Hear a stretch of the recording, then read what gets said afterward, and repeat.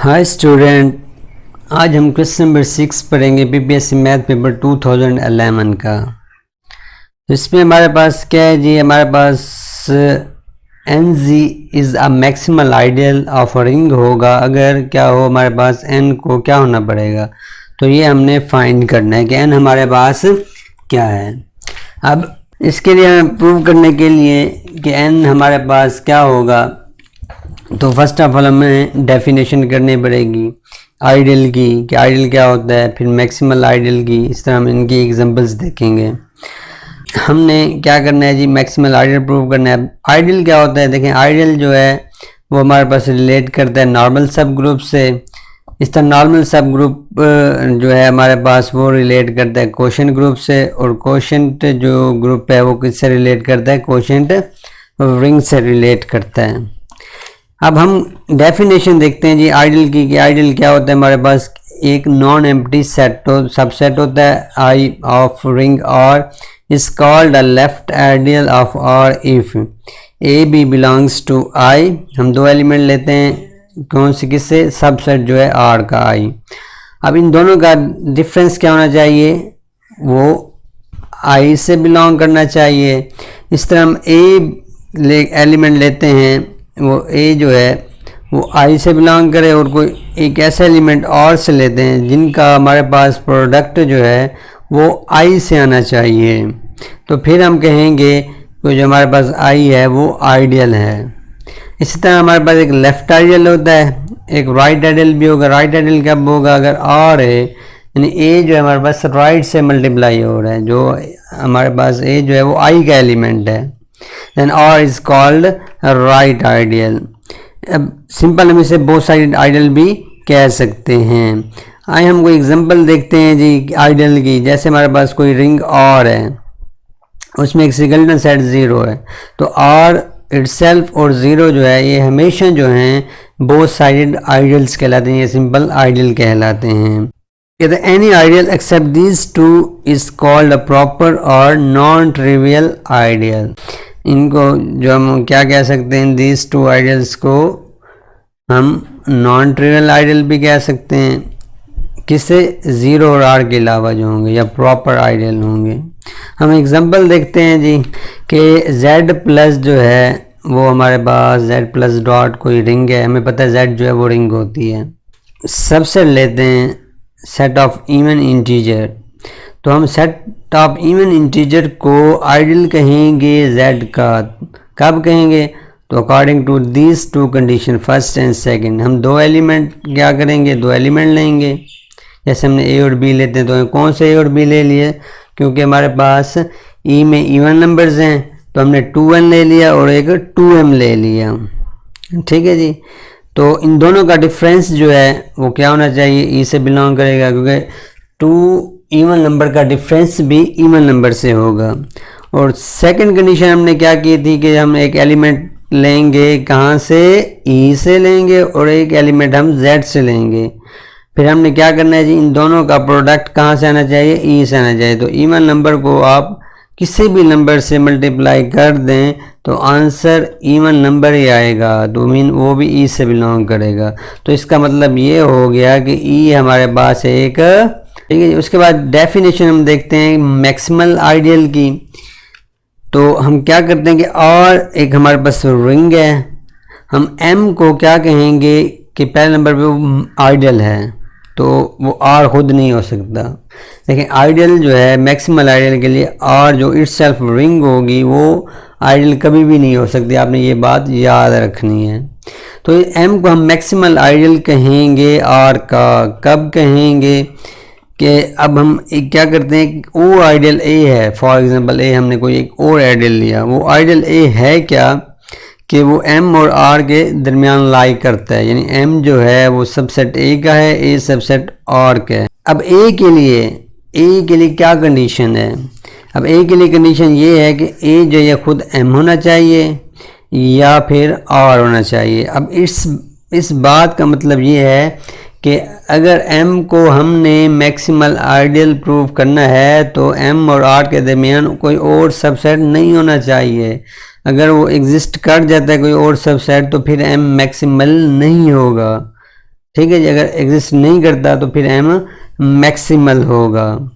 तो इसके लिए हम कोई एग्जांपल ले लेते हैं, जैसे हमने प्रीवियस एग्जांपल ली है। एग्जांपल ऑफ मैक्सिमल आइडियल ये है कि हमारे पास ऑफ फील्ड f, जो कोई भी फील्ड होगी उसके जो दो आइडियल होंगे, कौन से, f और सिगल्टन सेट 0। और इसमें जो सिगल्टन सेट 0 होगा वो हमेशा जो है मैक्सिमल आइडियल होगा। किसका, f का। कोई भी आप फील्ड ले लें, 0 पक्की बात है उसका मैक्सिमल आइडियल होगा। 0 in the ring z of integer is not maximal ideal age 0 is the subset of 4e। अब देखें ना, अकॉर्डिंग टू द डेफिनेशन हमने कहा था कि दरमियान में कोई सबसेट नहीं होना चाहिए, लेकिन यहाँ पे क्या है जी, दरमियान में कोई सबसेट आ गया हमारे पास। तो 0 is the subset of 4e, 4e is the subset of z, तो it's means that 0 is not a maximal ideal of z। अब एक हमारे पास रिमार्क है, रिमार्क हमारे पास क्या कहते हैं, an ideal in z is maximal if and only if it is generated by prime number. अब हम z की बात कर रहे हैं, सेट ऑफ इंटीजर की, कि उसका जो आइडियल जो होगा वो मैक्सिमल कब होगा, अगर वो जनरेट किया जाए इन एन z का, मतलब कोई जनरेटेड सेट है z का। अगर n प्राइम होगा तो फिर पक्की बात है एन जी जो है वो मैक्सिमल आइडियल होगा। इसका ए जो है इसका राइट ऑप्शन है। Move to the next question. Let G be a cyclic group of order 24 generated by A, then order of A10 is. अब इसमें हमें एक ए जनरेटर दिया गया है और जो साइक्लिक ग्रुप है उसका ऑर्डर 24 है, तो हमने A10 का ऑर्डर फाइंड करना है। अब फर्स्ट ऑफ ऑल हमें ऑर्डर का पता होना चाहिए, ऑर्डर ऑफ एन एलिमेंट क्या होता है। ऑर्डर ऑफ तो ग्रुप तो पता है कि ऑर्डर ऑफ ग्रुप हमारे पास जितने एलिमेंट होते हैं किसी ग्रुप में वो ऑर्डर बन जाता है ग्रुप का। लेकिन इसमें दो चीज़ें हैं आपके पास, अगर हमारे पास ग्रुप जो है मल्टीप्लिकेशन के रिस्पेक्ट है तो हमारे पास n जो है एज अ पावर शो होगी, और अगर एडिशन के रिस्पेक्ट है तो n जो है वो a का मल्टीपल होगी। तो where n is the least positive integer then n is called order of a। If such n not find we say a has infinite order, order of a is denoted by order of a। अब order of a तो हमें पता चल गया। उसके बाद हमारे पास क्या जी, साइक्लिक ग्रुप की डेफिनेशन है कि साइक्लिक ग्रुप क्या होता है। A group G is said to be cyclic if there exists A belongs to G such that every element of G can be expressed in the power of A or multiple of A। अब हमारे पास क्या होगा कि अगर हम किसी group के element को जनरेट कर सकें किसी एक एलिमेंट में, अगर ए की हम पावर लिखें तो वो क्या आ जाए, जी के एलिमेंट लिखें, या मल्टीपल ऑफ ए में लिखें तो वो जी के एलिमेंट आ जाए अकॉर्डिंग टू द ऑपरेशन। अगर मल्टीप्लिकेशन के रिस्पेक्ट है तो पावर में लिखा जाएगा, ए की पावर लिखी जाएगी। अगर एडिशन के रिस्पेक्ट है तो फिर हम ए के मल्टीपल के साथ लिखेंगे। अब जनरेटर जो हमारे पास साइक्लिक ग्रुप होता है उसको हम कैसे लिखते हैं, G is equal to with angle brackets a. अब एक और बात कि जनरेटर जो होता है वो हमारे पास यूनिक नहीं होता। अब इसके एक सिंपल एग्जांपल हम ले सकते हैं कि हमारे पास जो ए अगर जनरेटर है तो उसका इन्वर्स जो होगा वो भी जनरेटर होगा। ज़रूरी नहीं है कि इसके सिर्फ दो जनरेटर होंगे, इन्फिनाइट जनरेटर भी हो सकते हैं। उसके बाद हमारे पास क्या जी, एग्जांपल ऑफ साइक्लिक ग्रुप, जैसे हमारे पास ZN है तो उसके एलिमेंट हमने कहाँ तक लिए हैं, 0 1 2 3 to n-1। Under addition modulo n greater equal to 1 is cyclic with generator 1 and n-1। 1 का जो इन्वर्स होता है उसमें ऑलवेज n-1 होता है अंडर मेडुलो के तहत। ठीक है जी। हम कंसीडर करते हैं कि Z8 जो है वो हमारे पास क्या है, रिस्पेक्ट हमारे पास साइक्लिक ग्रुप है। Then we can check that 1 3 5 7 will be generator of Z8। हम जस्ट अब 3 को चेक कर लेते हैं कि 3 इसका जनरेटर है या नहीं है। तो अब हम एडिशन के रिस्पेक्ट कर रहे हैं, एडिशन मॉड्यूलो n, तो आप इसको क्या कर सकते हैं जी, हम now we prove that 3 generator of Z8, तो 3 raise power 1 is equal to 3 होगा, 3 रेज़ पावर 2 3 प्लस 3 तो क्या हो जाएगा 6 हो जाएगा। जैसे हम क्योंकि हमारे पास एडिशन के रिस्पेक्ट 2 इंटू 3 भी लिख सकते हैं, तो कोई फ़र्क नहीं है। इस तरह 3 रेज़ पावर 3 9, तो 9 है, तो हम जब इसको 8 पे डिवाइड करेंगे तो रिमाइंडर 1 बचेगा। हमने हमेशा इसमें रिमाइंडर लिखना होता है।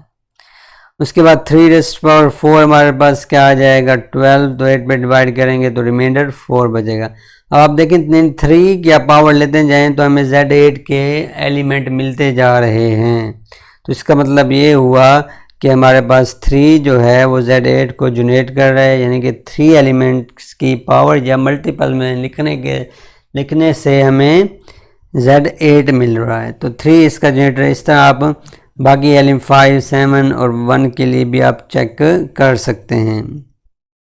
एक हमारे पास थ्योरम है कि G order of cyclic group is equal to the order of its generator, कि जो भी साइक्लिक ग्रुप होगा उसका ऑर्डर यानी उसके अंदर जितने भी एलिमेंट्स होंगे उनकी तादाद और जनरेटर की जो पावर होगी या मल्टीपल होगा वो हमेशा इक्वल होंगे, तो फिर हमारे पास क्या हो जाएगा वो ग्रुप साइक्लिक बन जाएगा।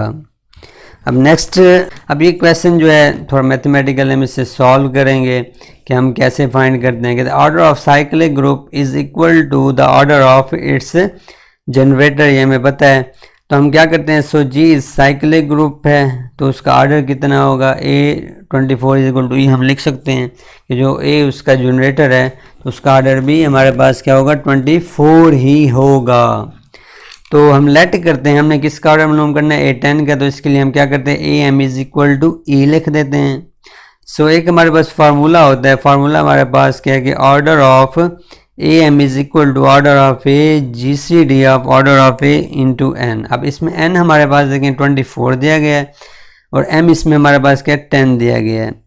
तो हमने क्या करना है जी, फार्मूला पुट किया, फार्मूले में वैल्यूज पुट की, तो N 24 है, तो इस 10 और 4 का GCD में पता क्या होता है 2 होता है, तो 24 को 2 पे डिवाइड करेंगे 12 आ जाएगा। तो ऑर्डर ऑफ A10 हमारे पास कितना हो जाएगा 12, यानी 10 रेज़्ड पावर 12 लिखें तो आंसर क्या आ जाएगा E के इक्वल आ जाएगा, आइडेंटिटी के इक्वल आ जाएगा। तो B इसका हमारे पास क्या हुआ जी, इसका करेक्ट ऑप्शन है। उसके बाद हम मूव करते हैं क्वेश्चन नंबर 8 की तरफ।